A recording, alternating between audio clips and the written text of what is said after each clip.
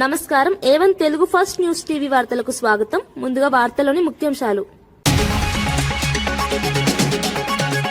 మాతృభాషను మరవద్దని లోకేష్ సందేశం. కెరీర్ తో పాటు తెలుగుకు గౌరవం ఇవ్వాలని వెల్లడి. విద్యార్థులతో మమేకమైన విద్యాశాఖ మంత్రి. భాషతోనే వ్యక్తిత్వం బలపడుతుందన్న సూచన.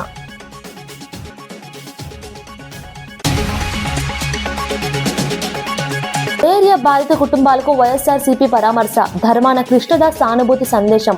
తాగునీటి సమస్యలు పరిష్కరించాలన్న డిమాండ్. వైద్య సదుపాయాలు మెరుగుపరచాలని. చిన్నారి హత్యపై కేటీఆర్ ఆగ్రహం. హంతకులు ఏ పార్టీ వారైనా శిక్ష తప్పదన్న డిమాండ్. బాధితులపైనే కేసులంటూ తీవ్ర విమర్శ. న్యాయం జరిగే వరకు పోరాటం చేస్తామని హెచ్చరిక.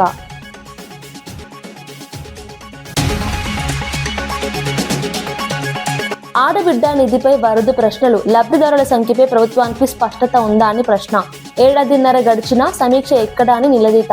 మహిళల సంక్షేమంపై స్పష్టమైన ప్రకటన ఇవ్వాలని డిమాండ్. కమ్యూనిజాన్ని బతికించాలని చూస్తున్నారన్న ఆరోపణ. అర్బన్ నక్సలైట్లపై రామచంద్రరావు హెచ్చరిక. ప్రహార్ విధానంతో కఠిన చర్యల సంకేతం. దేశ భద్రతకు విఘాతం కలిగిస్తే సహించబోమని స్పష్టం.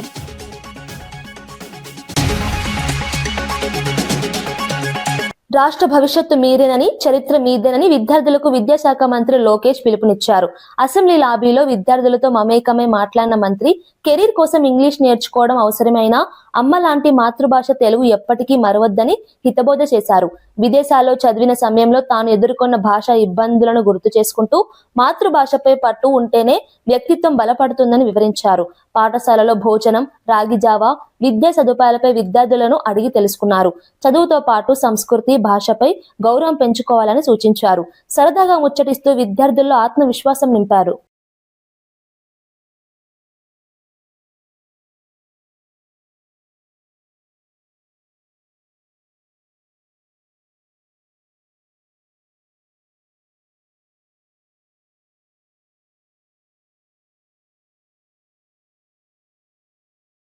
రాజధాని పేరుతో ఒకే ప్రాంతంలో భారీగా ఖర్చు చేసి ఇతర ప్రాంతాలను నిర్లక్ష్యం చేస్తున్నారనే ఆరోపణలు వినిపిస్తున్నాయి.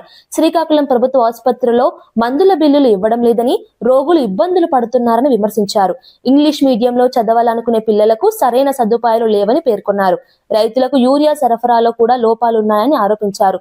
సామాన్య ప్రజలు తీవ్ర ఇబ్బందులు ఎదుర్కొంటున్నారని అన్నారు.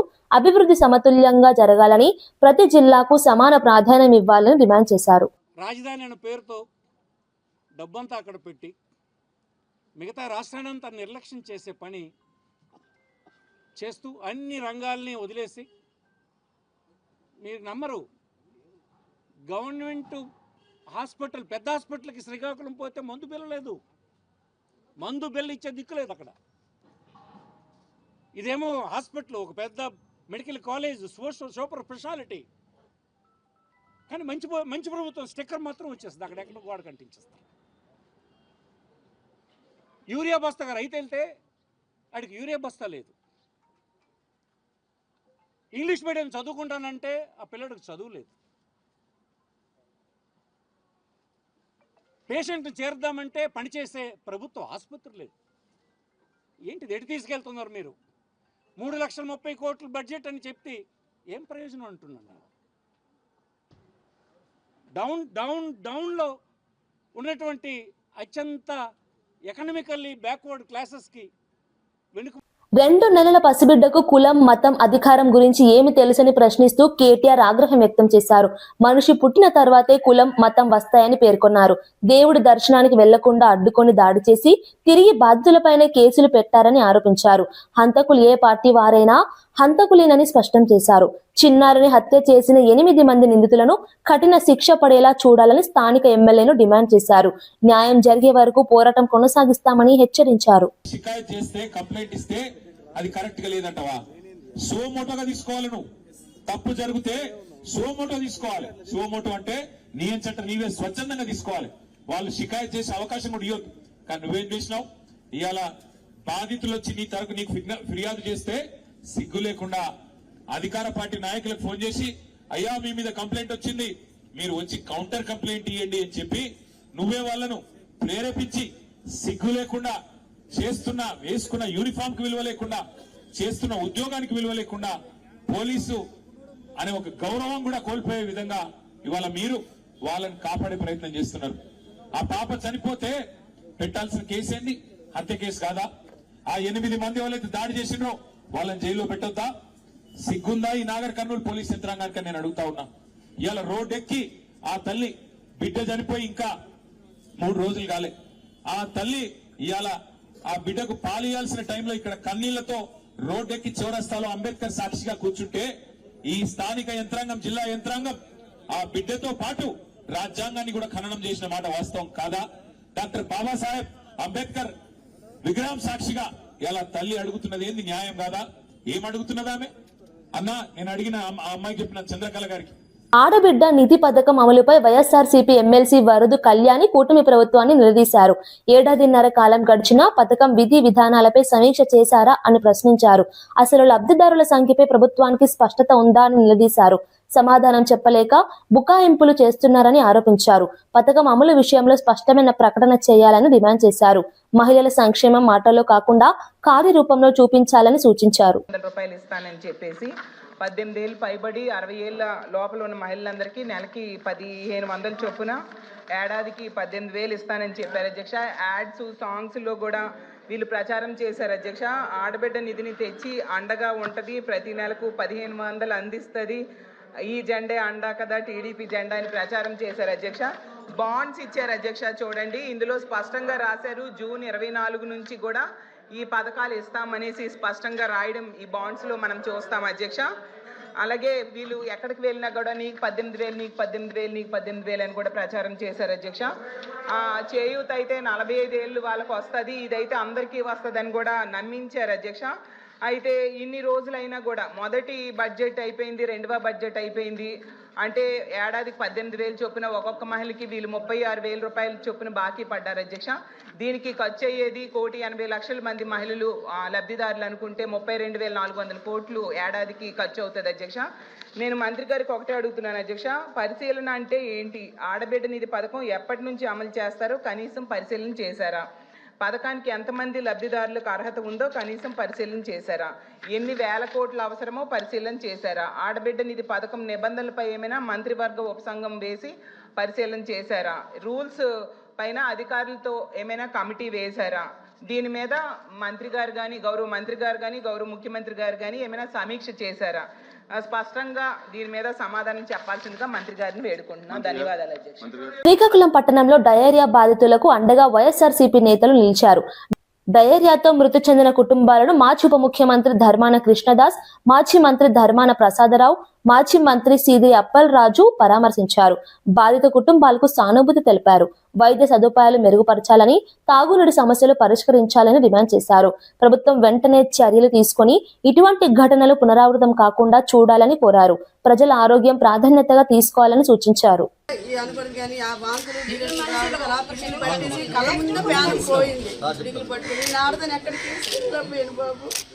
ఈయన చెప్తుంది వాంతులు విరోచనాలతో చనిపోయాడు సడన్ గా అని.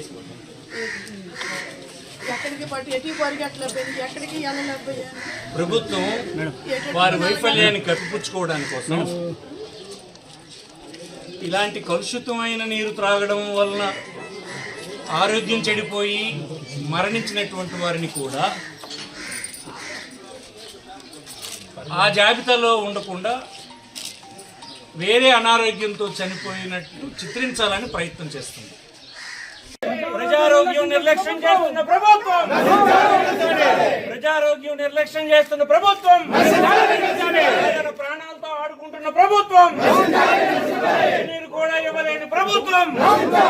అత్యంత ప్రయారిటీస్గా గతంలో జగన్మోహన్ రెడ్డి నాయకత్వంలో తీసుకున్నటువంటి ఆరోగ్యం, విద్య, వైద్యం, వ్యవసాయం ప్రధాన అంశాలుగా తీసుకొని చేసిన పాలన ప్రజలకు అత్యంత ప్రయోజనకరంగా జరిగితే దానికి భిన్నంగా ఈరోజు రాష్ట్రంలో వ్యవస్థలన్నీ కుప్పకూలిపోయినటువంటి పరిస్థితి గ్రామాల్లో, పట్టణాల్లో ఉంది.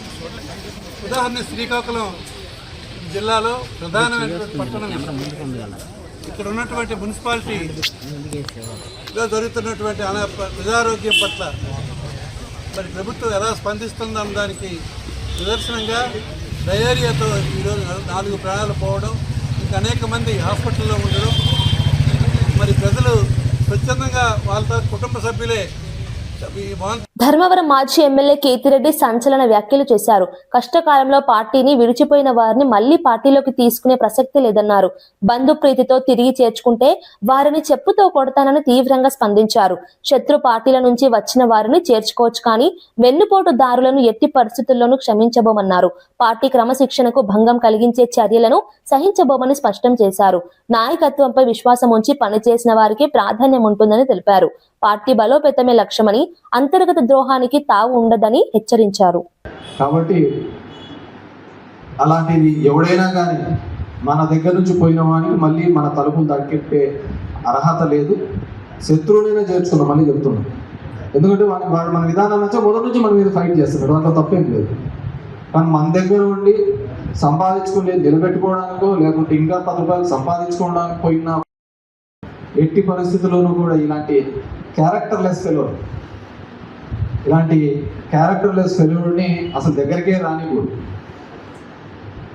నేను చేసిండొచ్చు కొన్ని తప్పులు గతంలో, కానీ మళ్ళీ చెప్తున్నాను, అలాంటి వారిని అందరినీ కూడా దూరం పెట్టి ఒక క్రమశిక్షణ గల వైఎస్ఆర్ కాంగ్రెస్ పార్టీగా ఈ ధర్మవరం నియోజకవర్గాన్ని తీసుకోపోవడానికి మీరందరూ కూడా సహకరించేందుకు మీ అందరికీ కూడా మరొక్కసారి ధన్యవాదాలు తెలియజేస్తాను. పంచంలో ఎర్ర జెండా ఎక్కడా లేదని, అంతమైన కమ్యూనిజాన్ని కొందరు బతికించాలని చూస్తున్నారని తెలంగాణ బీజేపీ నేత రామచంద్రరావు ఆరోపించారు. విద్యార్థులను దేశ ద్రోహులుగా మారుస్తున్న అర్బన్ నక్సలైట్లను హెచ్చరించారు. కేంద్రం తీసుకొస్తున్న ప్రహార్ విధానం ద్వారా తీవ్రవాదం, హింసకు పాల్పడే వారిపై కఠిన చర్యలు తీసుకుంటామని తెలిపారు. దేశ భద్రతకు విఘాతం కలిగించే కార్యకలాపాలను సహించబోమన్నారు. యువతను తప్పుదో పట్టించవద్దని సూచించారు. చట్టం ముందు ఎవరూ తప్పించుకోలేరని స్పష్టం చేశారు. ఇండియాను తిట్టడం, ఇండియాకు వ్యతిరేకంగా మాట్లాడటం, abuse India, against India, anti India, వీళ్ళకు ఏ ఒక అబ్రివేషన్ అది అర్థమైంది వాళ్ళకు. ఎంత సిగ్గుచేటు పని. సంతోషం ఏంటంటే వాళ్ళ ఇండియా అలయన్స్ వాళ్ళు కూడా రాహుల్ గాంధీ చేయించినటువంటి ఒక సిగ్గుమాలిన పని ఏతుందో దాన్ని కూడా వాళ్ళు వ్యతిరేకించారు, దాన్ని కూడా ఖండించారు. గాంధీ అని తోకబెట్టుకోగానే గాంధీలు గారు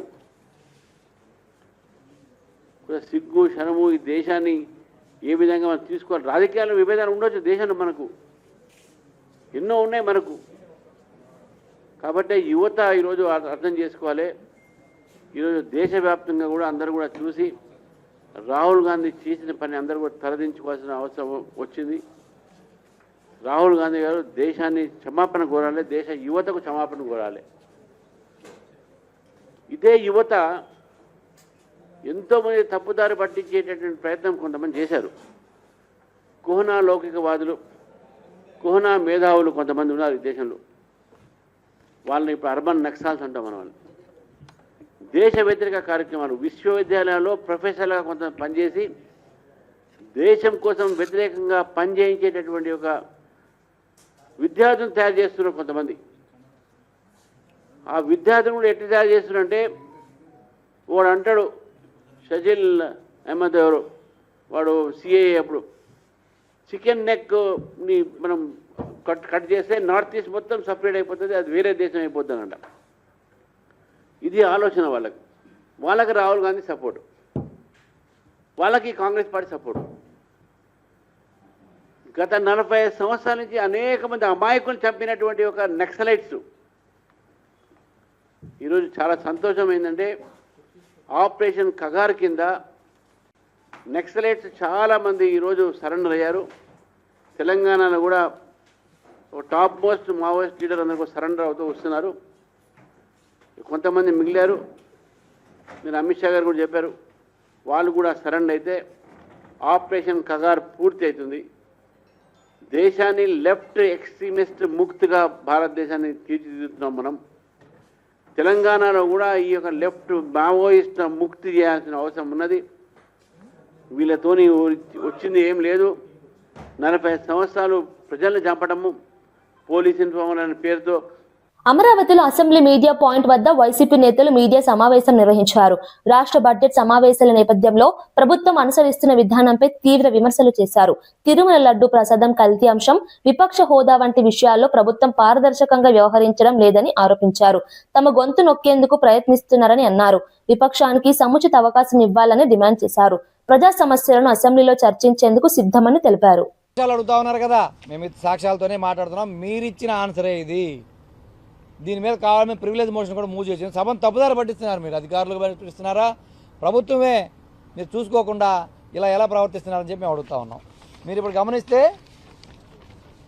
ఏదైతే నిజాంపట్నం ఫిషింగ్ హార్బర్ ఉందో, నిజాంపట్నం ఫిషింగ్ హార్బర్ వచ్చి గత సెషన్లో ఇచ్చినప్పుడు నిజాంపట్నం ఫిషింగ్ హార్బర్లో 293 కోట్ల రూపాయలు మేము ఖర్చు పెట్టాము అని చెప్పి వీళ్ళ ఆన్సర్లో ఇవ్వడం జరిగింది. ఈరోజు ఇచ్చిన ఆన్సర్లు ఏం చెప్తున్నారంటే సంవత్సరం తర్వాత 228 కోట్లు ఖర్చు పెట్టామని చెప్తున్నారు.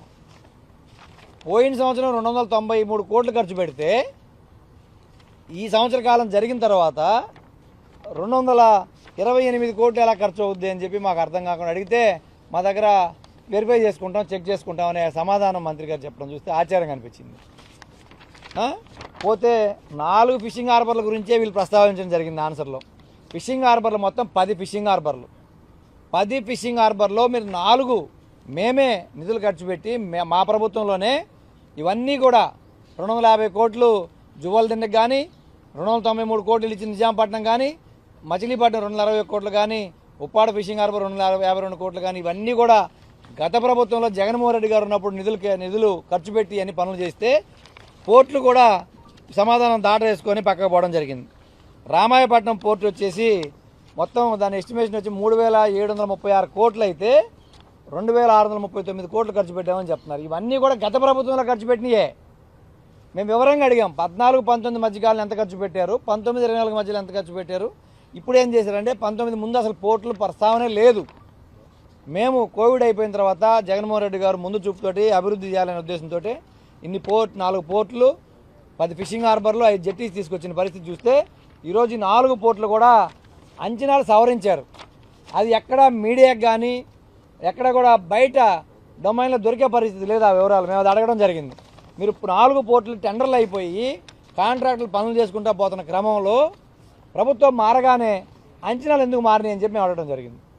ఆ మారిన అంచనాలు వివరాలు ఇవ్వమంటే మేము తర్వాత పంపిస్తాం, పేపర్లన్నీ పంపిస్తాం మీకు, మా దగ్గర సమాధానం లేదని చెప్పి ఈరోజు మంత్రి గారు దాన్ని పక్కన పట్టేసుకొని ఫైల్ సర్దుకొని వెళ్ళిపోవడం జరిగింది. అంచనాలు సవరించి దాదాపు మీరు 20 నెలల కాలం అయితే మీరు ఇప్పటి వరకు ఎందుకు, మేము లాస్ట్ సెషన్లో కూడా అడిగా, సమాధానం లేదు. వివరాలు పంపిస్తామన్నారు, ఇంతవరకు పంపిలా. మళ్ళీ 1 ఇయర్ తర్వాత మళ్ళీ ఇప్పుడు అడుగుతుంటే ఇప్పుడు వివరాలు లేవు, అంచనాలు సవరించాం కానీ చెప్పలేను ఇప్పుడు నేను, మళ్ళీ మీకు తర్వాత పేపర్లు పంపిస్తాను అంటే ఏం జరుగుతుంది లోపలని మేము అడుగుతా ఉన్నాం. ఎందుకంటే ఈ 20 నెలల కాలంలో కానీ గత ప్రభుత్వానికి ఈ ప్రభుత్వానికి మధ్యలో మారింది ఏం లేదు.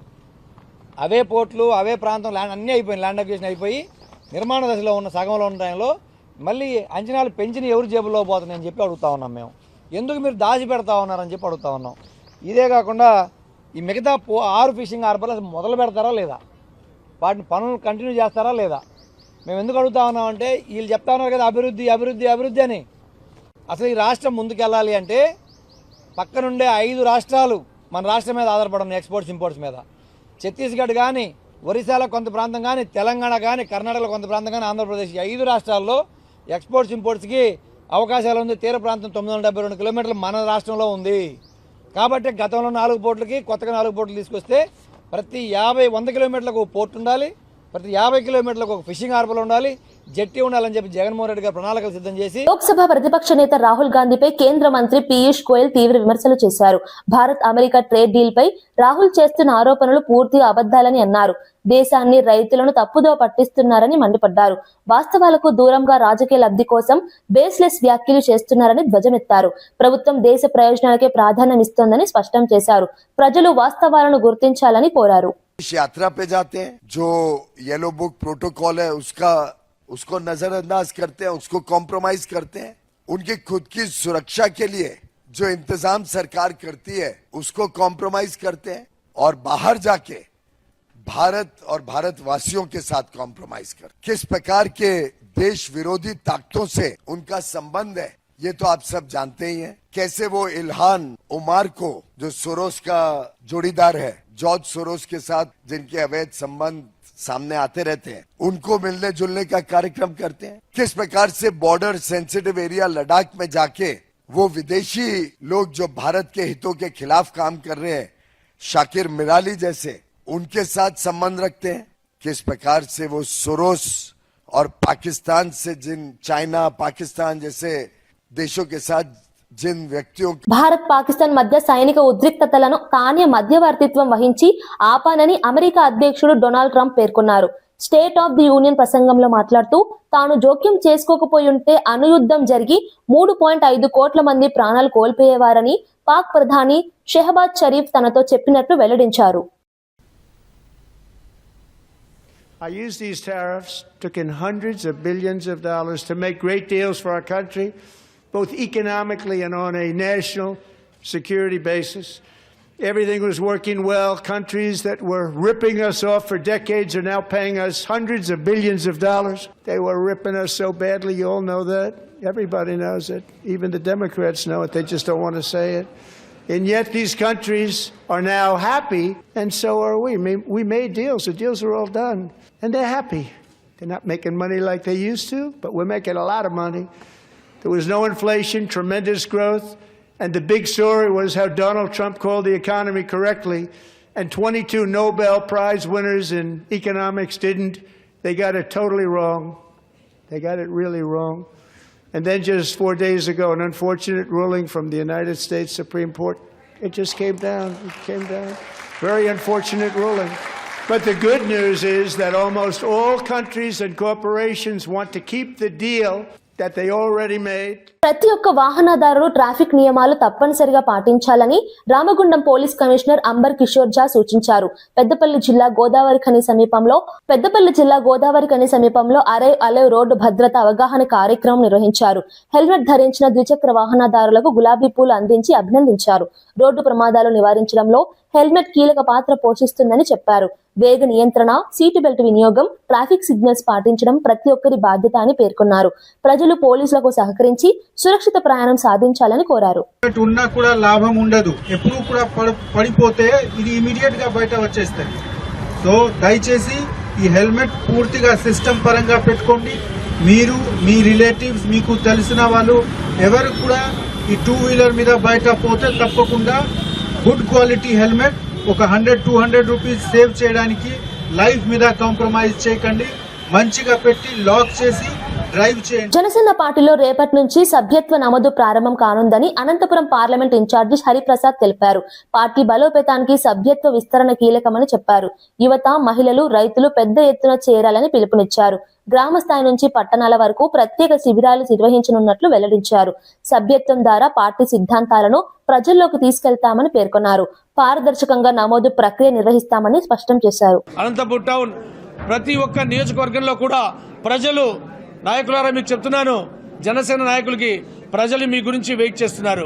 మన నాయకుడి యొక్క గొప్పతనాన్ని తెలియజేస్తూ, అలాగే జనసేన పార్టీ యొక్క సిద్ధాంతాలని ఎలా జనసేన పార్టీ ఈరోజు రాష్ట్ర ప్రజల కోసం పనిచేస్తుందని తెలియజేస్తూ మీరందరూ కూడా, నాయకులందరూ కూడా మీ యొక్క పల్లె నుంచి పల్లె, పంచాయతీ, మండలం, అలాగే నియోజకవర్గ స్థాయికి పల్లెని ఈరోజు జనసేన కార్యకర్తలు, నాయకులు టచ్ చేయబోతున్నారు. బంజారా కులస్తుల సంక్షేమం కోసం ప్రభుత్వం ప్రత్యేక దృష్టి సారించిందని మంత్రి ధనసరి అనసూయ సీతక్క తెలిపారు. ములుగు జిల్లా కేంద్రంలో సంత్ సేవాలాల్ మహారాజ్ 287వ జయంతి కార్యక్రమంలో పాల్గొని మాట్లాడారు. ఆలయ నిర్మాణానికి స్థలం కేటాయించామని వెల్లడించారు. విద్య, ఆరోగ్యం, ఉపాధి రంగాల్లో బంజారాల అభివృద్ధికి కృషి చేస్తామని చెప్పారు. సంతు సేవాలాల్ చూపిన మార్గాన్ని అనుసరించాలని సూచించారు. గిరిజన జాతి అభ్యున్నతికి ప్రభుత్వం కట్టుబడి ఉందన్నారు. కార్యక్రమంలో జిల్లా అధికారులు, ప్రజాప్రతినిధులు పాల్గొన్నారు. వార్తలు ముగించే ముందు ముఖ్యాంశాలు మరోసారి. మాతృభాషను మరవద్దని లోకేష్ సందేశం. కెరీర్ తో పాటు తెలుగుకు గౌరవం ఇవ్వాలని వెల్లడి. విద్యార్థులతో మమేకమైన విద్యాశాఖ మంత్రి. భాషతోనే వ్యక్తిత్వం బలపడుతుందన్న సూచన.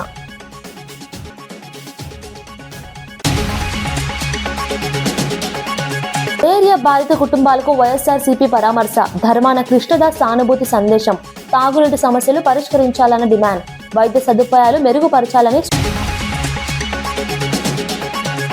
చిన్నారి హత్యపై కేటీఆర్ ఆగ్రహం, హంతకులు ఏ పార్టీ వారైనా శిక్ష తప్పదన్న డిమాండ్, బాధితులపైనే కేసులంటూ తీవ్ర విమర్శ, న్యాయం జరిగే వరకు పోరాటం చేస్తామని హెచ్చరిక.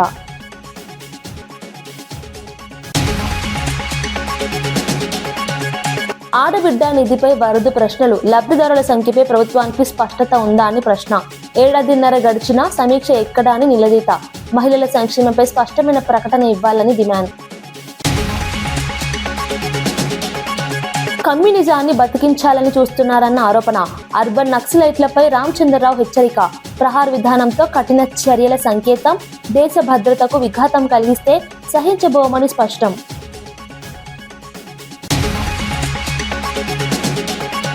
ఇవి ఈనాటి వార్తా విశేషాలు. మరో బులెటిన్లో మళ్ళీ కలుద్దాం. నమస్కారం.